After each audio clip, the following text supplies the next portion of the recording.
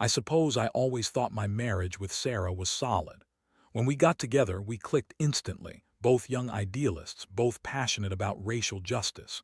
We were those people who would spend our weekends at protests, holding signs, yelling for change, and truly believing we could make a difference. It felt like we were a team fighting the good fight. But as with many things in life, what shines can often mask the cracks beneath. The signs were subtle at first. I attributed them to the stress of life, work pressures, social obligations, and our activism. Sarah became increasingly distant, more focused on her phone than our conversations. I remember one evening in late spring, we were supposed to go to a rally together, but she insisted she had to meet a friend first. I shrugged it off. After all, we were both busy. I didn't want to be the controlling husband, but a small nagging feeling started to creep in. Then one night, I got home earlier than expected from a meeting. I opened the door and noticed how quiet the house was. Normally, Sarah would be in the kitchen or curled up with a book on the couch. Instead, I found the TV flickering on mute and her phone lying face down on the coffee table. It was odd. She never left her phone unattended.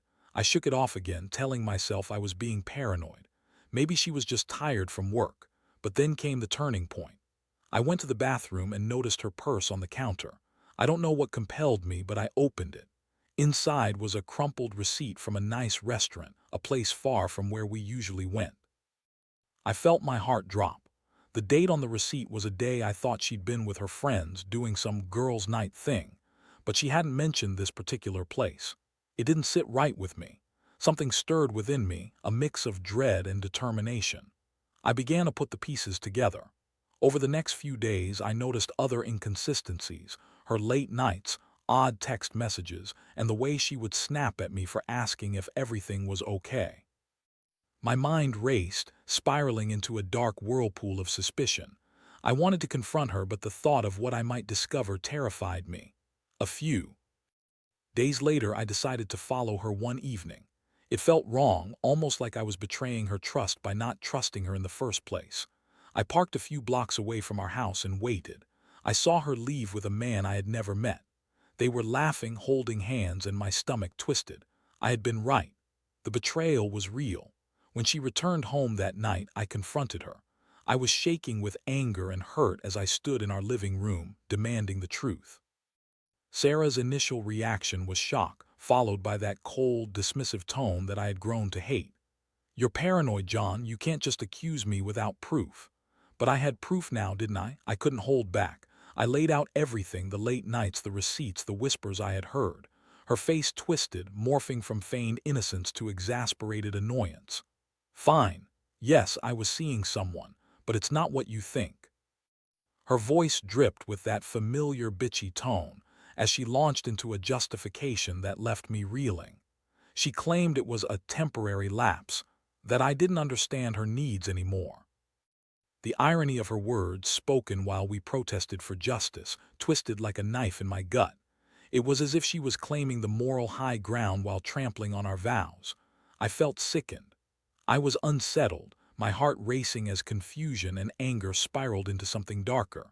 This was supposed to be my life partner, the person I trusted most. Instead, I felt like a complete fool, a pawn in a game I hadn't even known was being played. Yet beneath the anger was a wave of sadness washing over me. It wasn't just about the affair, it was about the betrayal of trust, the shattering of what I thought we had. As I stood there, my mind raced with 1,000 emotions. I wasn't just mad, I was heartbroken. In that moment, as she continued to ramble about all the reasons she had strayed, I realized I needed to make a decision about how to move forward. The anger was seeping through my veins, and I didn't want it to consume me. I needed a plan, but how do you plan revenge on someone you once loved? The thought consumed me. I would not let her get away with this. Activism began at home, after all, and I would be active in my response to this betrayal. The confrontation with Sarah left me feeling like I was standing on the edge of a precipice. I thought I knew the woman I'd married, the one who fought alongside me during rallies, who spoke passionately about justice, but now I was staring into the abyss of her betrayal.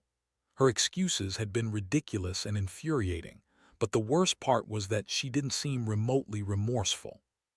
She was angry that I had called her out, that I had exposed her lies. I knew I had to act quickly to regain some sense of control over my life. While I still felt the sting of betrayal, I also felt a spark of determination.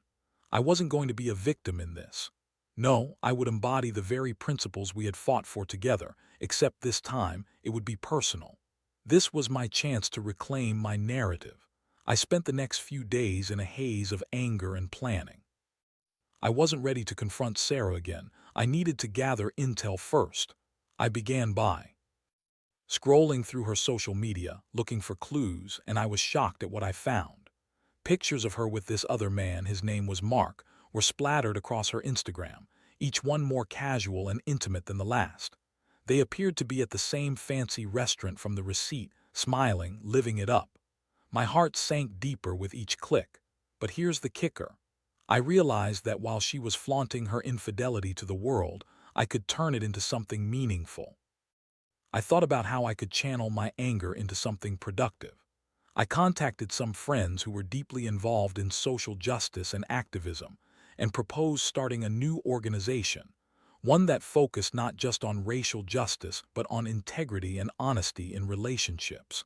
I wanted to honor the values we had stood for, but in a way that exposed the hypocrisy in Sarah's actions. I dove headfirst into planning meetings and outreach. I gathered a group of like-minded individuals who felt as passionately as I did about relationships built on trust. We brainstormed ideas, created social media pages, and even planned our first protest against infidelity in relationships.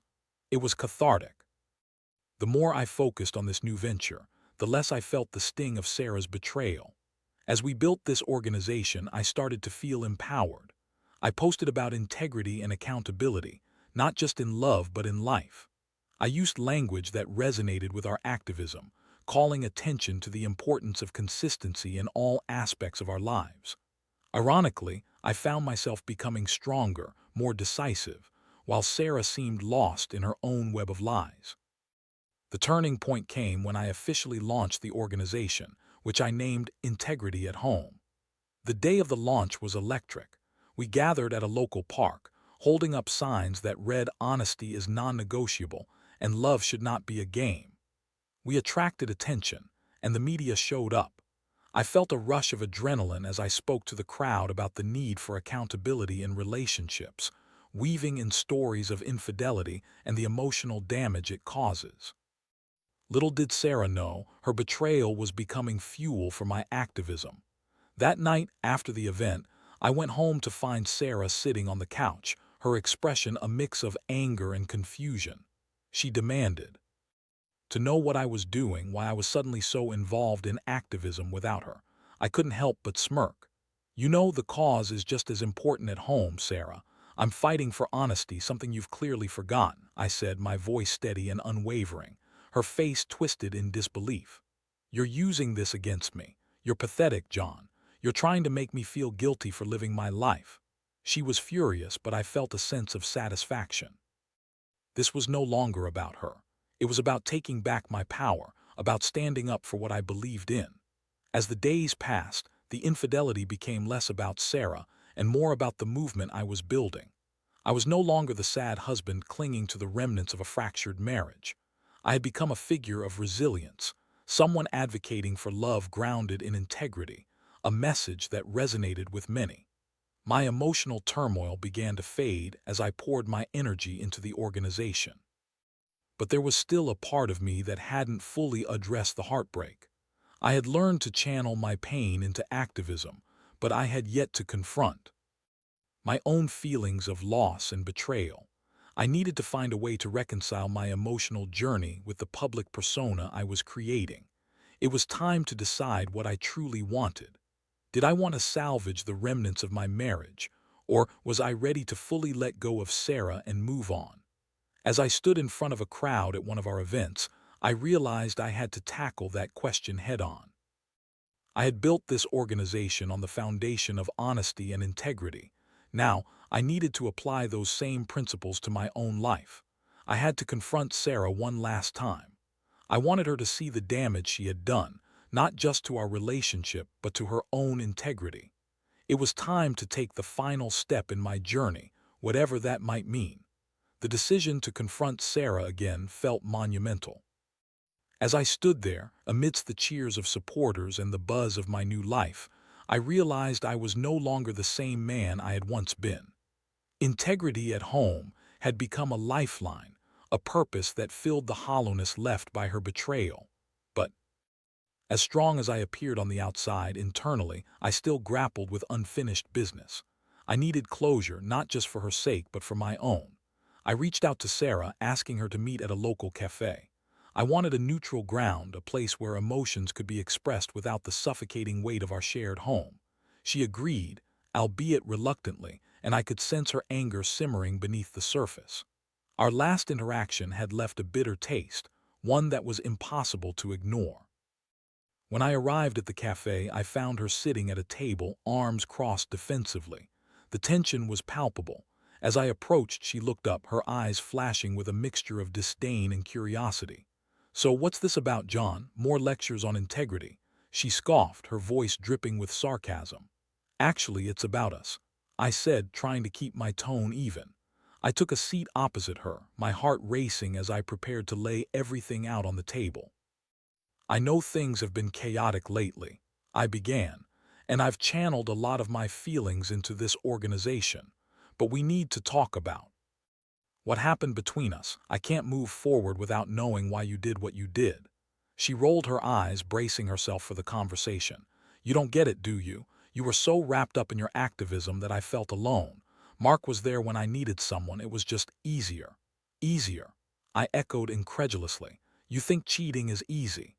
Do you understand the pain you've caused? You betrayed not just me, but everything we stood for together." Her expression softened for a moment, and I saw a flicker of vulnerability. "I didn't mean to hurt you, John. I lost myself. It was stupid and I regret it, okay? Regret. It was a small word that carried a heavy weight. I needed more than just apologies. I needed to understand the depth of her actions. You don't get to regret it now, Sarah.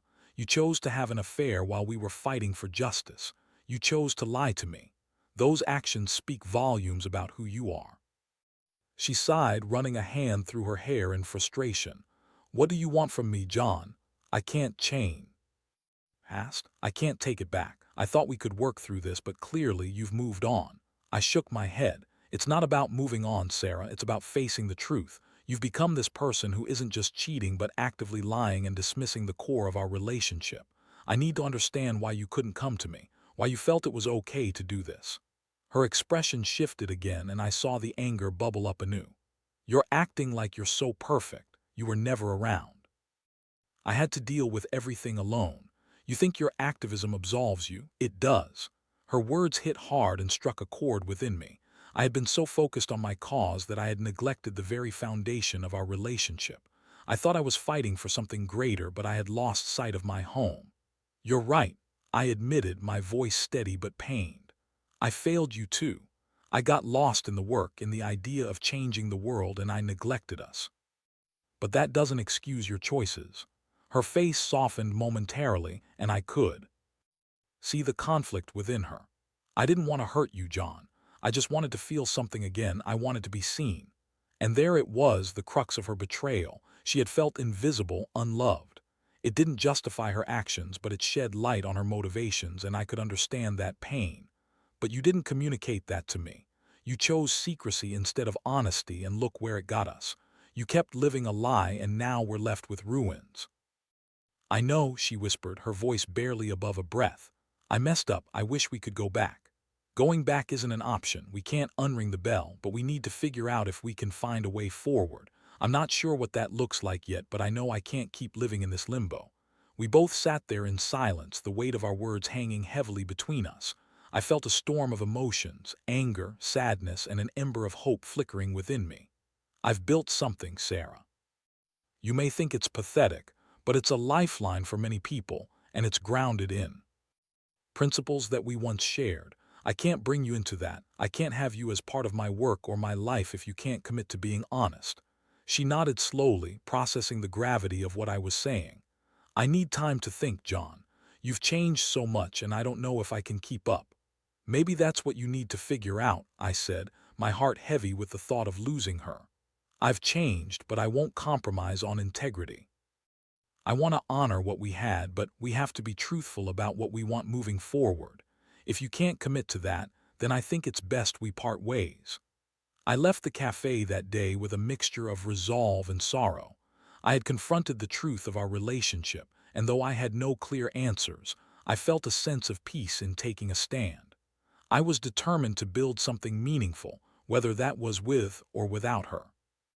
The journey of integrity at home was just beginning, and it was rooted in lessons I was learning the hard way. I hoped that Sarah would come to terms with her decisions, but I also knew that I had to prioritize my own well-being.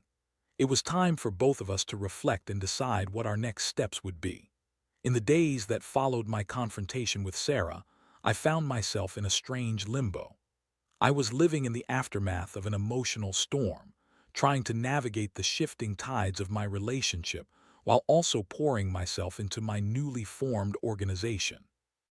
Integrity at home began to gain traction, drawing people who resonated with the message of honesty and accountability in relationships. I organized workshops, discussions, and even started a blog that shared stories of betrayal and recovery. Each success felt like a small victory, a way to reclaim some power in the wake of my wife's infidelity. But amidst the victories, there was still an ache in my chest whenever I thought of Sarah. I had given her space to reflect, but I also found myself wondering if the distance was what we both needed to truly understand our paths. The silence between us was deafening, filled with unspoken words and unresolved feelings. One evening, I was at home, wrapping up some work for the organization when I heard a knock at the door. My heart raced. I opened it to find Sarah standing there, looking surprisingly vulnerable. Her eyes were red and she wore a hesitant expression that made my stomach flip. "Can we talk?" she asked, her voice barely above a whisper. "Of course," I replied, stepping aside to let her in. The atmosphere was heavy with tension, but there was also a flicker of hope. I gestured for her to take a seat and we settled into the living room, the familiar surroundings feeling foreign and charged with emotion. "I've had some time to think," she began, her hands fidgeting in her lap. "I want to start by saying that I'm truly sorry for everything. I've been reflecting on my choices and I see how selfish I was. I took you for granted and I didn't communicate my needs. That's on me." I nodded, allowing her words to sink in. "It's a start," I said, my tone cautious. "But I need to know if you're ready to fully commit to being honest. If we're going to move forward, it can't be based on half-truths." "I know that now," she said, her voice gaining strength. "I've been seeing a therapist and it's helped me unpack a lot of my issues. I've realized that I used the affair as a crutch because I felt neglected, but that doesn't excuse my actions and I don't want to make excuses anymore." The admission caught me off guard. Therapy. It showed that she was serious about addressing her behavior, but could I trust her? "What did you learn?" I asked, genuinely curious. "I learned that I need to communicate better. I need to express my feelings rather than bottling them up. I thought I could handle things on my own, but I see now that I should have reached out to you instead of seeking comfort elsewhere. I want to rebuild what we had, but it's going to take work from both of us." Her honesty struck a chord within me. I had been so focused on her betrayal that I had neglected my own shortcomings. "I appreciate you saying that," I replied, my voice steady. "But we have to be willing to put in the effort together. This isn't just on you, it's on both of us to create an open space for dialogue." "I want that," she affirmed, her eyes meeting mine with a spark of determination. "I'm committed to making this work, but I also understand if you're not ready to forgive." I took a deep breath, feeling the weight of the moment. "I'm not going to lie, Sarah. It's not going to be easy for me to trust you again. Your actions hurt me deeply and it's going to take time to heal, but I'm willing to try if you are." We had reached a crossroads and I could feel the tension lifting just a bit. "So what now?" she asked, a hint of anxiety creeping into her voice. "Well," I started, "I think it's important for us to set some clear boundaries and expectations. We need to have regular check-ins to keep an open dialogue about how we're feeling.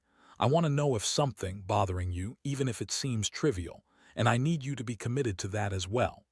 "I can do that," she replied, her voice firm.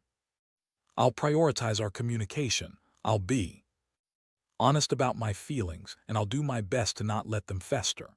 We spent the next couple of hours discussing our expectations, our goals, and the work that lay ahead. It was a refreshing change from the hostility of our previous confrontations. I could see a flicker of the woman I once loved, the passionate, intelligent woman who fought for justice.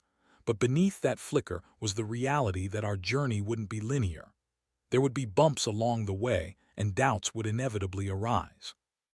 I felt a sense of cautious optimism mixed with fear, knowing that our future hinged on both of our commitments to the process. As the night drew on, I found myself feeling lighter, as if a heavy cloud had lifted ever so slightly. "I want to make this work, Sarah," I said finally, "but it's going to take time and effort from both of us. We need to rebuild a foundation of trust." "I'm ready," she replied, her eyes shimmering with sincerity. "I never want to hurt you again. I'll do whatever it takes." That conversation marked a turning point in our relationship. It wasn't a magic fix, but it was a step toward healing. I had learned that while betrayal could shatter a bond, it could also serve as a catalyst for growth and change.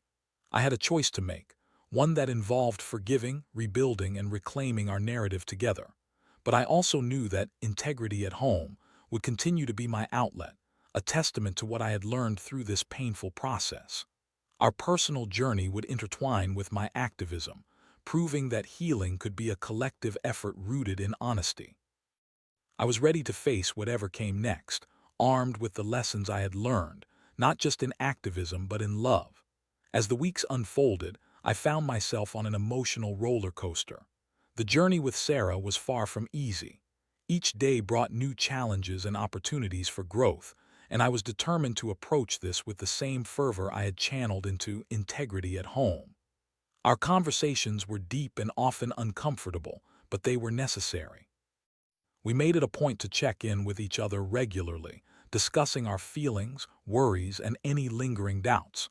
I could see Sarah putting in the effort, genuinely trying to express herself and engage with our relationship in a way she hadn't before. It was refreshing, but it also stirred up feelings I had buried since discovering her infidelity. One afternoon, while we were having coffee at our favorite cafe, Sarah looked at me earnestly. "I know this is a lot for you, John. I want you to know that I'm not trying to rush anything. I understand if you still need time." The sincerity in her voice made my heart swell with a mix of gratitude and apprehension. "It is a lot," I replied, "but I appreciate that you're making an effort. I'm trying to reconcile what we had with what happened. It's difficult." "I get that," she said softly, "and I want to help you through it." As we spoke, I couldn't help but notice how our dynamic had shifted. There was a newfound respect, a sense of partnership that hadn't existed before. Yet I still felt this underlying tension, almost as if we were walking on eggshells. I had to remind myself that rebuilding trust was a gradual process, and it wasn't something that could be rushed.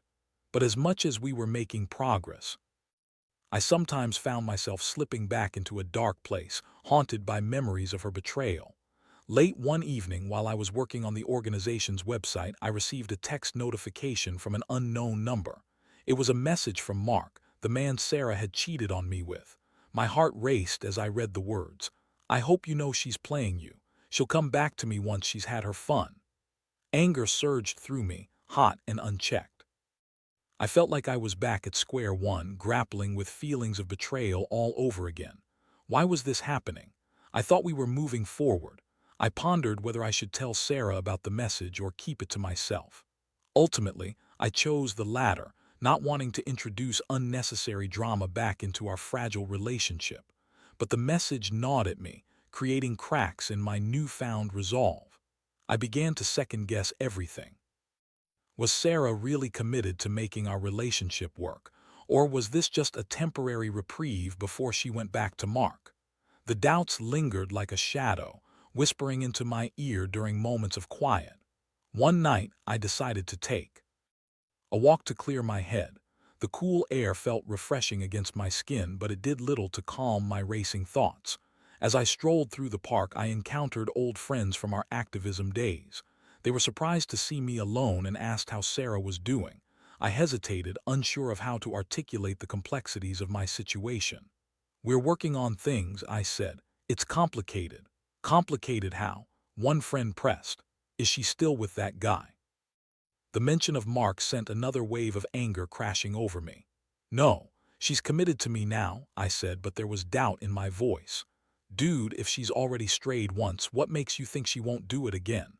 My friend's words hit hard, and I could feel a knot forming in my stomach. That conversation lingered with me, festering in the back of my mind. I returned home, feeling more conflicted than ever. I needed to talk to Sarah about the message from Mark, but I feared it would only serve to rehash old wounds. Finally, after several sleepless nights, I decided that honesty was the only way forward. I needed to share the message with her despite how it could impact our growing trust.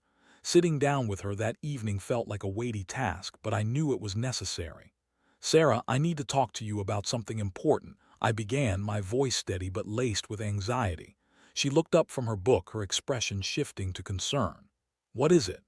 "I received a message from Mark," I said, watching her face closely for any signs of panic. "He claims you're playing me and that you'll go back to him once you're done with me." Her eyes widened and I could see the color drain from her face. "What? That's absurd." "I know it sounds ridiculous," I continued, "but I need you to understand how it made me feel. It brought back all those emotions of betrayal and doubt that I've been trying to push aside. I want to trust you, but things like this make it so much harder." Sarah took a deep breath, her expression shifting from anger to something resembling guilt. "John, I'm so sorry you received that. I want you to know that I've completely cut ties with him. I haven't spoken to Mark since our last fight. He's trying to get into your head and I won't let him." "Are you sure?" I pressed, needing to hear her affirming words. "Because if you're still in communication with him, this isn't going to work." "I promise you I'm done with him. I made a mistake and I'm trying to move forward with you. I really mean it this time," she said, her voice earnest. It was a lot to digest, and I felt the tension in my chest loosen just a bit. "I need more than just promises, Sarah. I need action. You have to show me that you're committed to us." "I will," she said fiercely, her gaze unwavering. "I'll do whatever it takes to prove myself. Just give me a chance to show you." In that moment, I realized that while our journey was fraught with challenges, we had both taken significant strides toward healing. The conversation was a pivotal moment, reinforcing the idea that honesty needed to be at the forefront of our relationship. I decided that I would give her a chance, but I also needed to enforce boundaries and maintain my own emotional well-being. As we embraced in that moment of vulnerability, I felt a flicker of hope. We were both willing to confront our demons, and maybe, just maybe, we could find a way back to each other. Our journey wasn't over, but it was no longer defined by betrayal. It was evolving into a story of resilience, learning, and the shared commitment to reclaim our relationship. The road ahead might be rocky, but we were finally on the same path, ready to face whatever came next together. In the weeks that followed that pivotal conversation, we began to establish new rhythms in our relationship. It felt like we were rebuilding from the ground up, carefully laying bricks of trust and communication. I felt both hopeful and cautious, aware that the past still lingered like a shadow behind us. But I also recognized that we were both committed to moving forward. Sarah's determination to prove her sincerity was evident. She became more engaging, more present, and began to open up about her feelings in ways she hadn't before. We started to do things together again, going for walks, cooking dinner, and even attending protests. It was as if we were rediscovering the joy in our connection, but with an added layer of honesty. One evening, we sat on the couch watching a documentary about racial justice, a topic close to our hearts. I glanced over at her and felt a pang of gratitude. Here was the woman I had fallen in love with, engaged and passionate, yet also vulnerable and committed to change. I turned to her, wanting to affirm this new chapter in our relationship. "I really appreciate you making the effort, Sarah. It hasn't gone unnoticed." Her eyes lit up and she smiled genuinely. "Thank you, John. It means the world to me that you're willing to give us a chance. I know I hurt you, but I'm dedicated to making this right." It was a reassuring moment, but it also made me reflect on the nature of our relationship. I realized that while Sarah had made mistakes, we were both works in progress.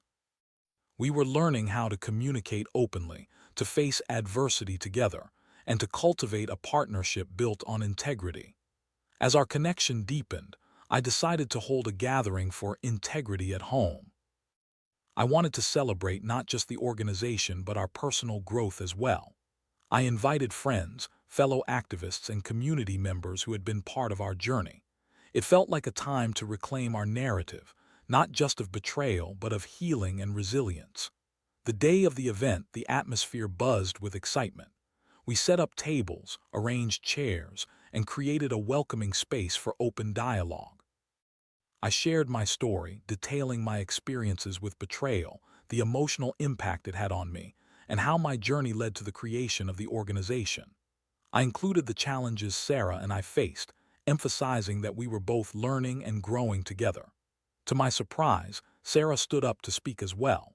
Her voice quivered slightly as she shared her side of the story. She spoke of the loneliness that had crept into our relationship, the mistakes she had made, and her desire for redemption. "I learned that honesty is the foundation of any relationship," she said. "It's taken me a long time to understand that, but I'm committed to working on myself and our relationship." It took a lot of courage for her to stand in front of our friends and share her truth. I felt a swell of pride for how far she had come, and I could see that the audience resonated with her honesty. It was a powerful moment, and I knew it would be the turning point in our journey. After the speeches, we opened the floor for discussion, inviting attendees to share their own experiences with relationships, betrayal, and how they navigated those challenges. The stories poured out of people, each one unique but highlighting the universal themes of trust, vulnerability, and the importance of communication. It felt like a cathartic release for everyone involved, and I couldn't help but feel that our struggles were leading to something greater. As the evening came to an end, I stood outside in the cool night air, reflecting on the success of the event. Sarah joined me, and we looked out at the gathering crowd, still buzzing with energy from the discussions. "I can't believe we did this," she said, a smile spreading across her face. "I know," I replied, feeling a sense of camaraderie and purpose. "It's amazing to see how our individual struggles can turn into something that helps others." We stood together for a moment, basking in the glow of our shared accomplishment. There was still much work to be done, both in the organization and in our relationship, but I felt a renewed sense of hope. It was a testament to our commitment, not just to each other, but to a cause that mattered deeply to both of us. As the night wound down, I turned to Sarah, a surge of emotion coursing through me. "Thank you for being honest with me," I said softly. "I know it's not easy, but I truly appreciate it." "I'm grateful for your forgiveness," she replied, her eyes shining with sincerity. "It's taught me so much about myself and what it means to be in a relationship. I'm committed to making it work whatever it takes." In that moment, I realized that while the road ahead would still have its challenges, we were forging a new path together, one grounded in honesty, respect, and a shared commitment to integrity. We had faced the storm of betrayal and emerged stronger, more resilient. As I looked into her eyes, I felt a renewed sense of trust, one that was still fragile but worth nurturing. Together, we were not just fighting for justice in the world but also for the integrity of our relationship, and that was a fight worth engaging in. We walked back inside, hand in hand, ready to embrace whatever came next, fully aware of the lessons we had learned along the way. Our journey was just beginning, and I couldn't wait to see where it would lead us next.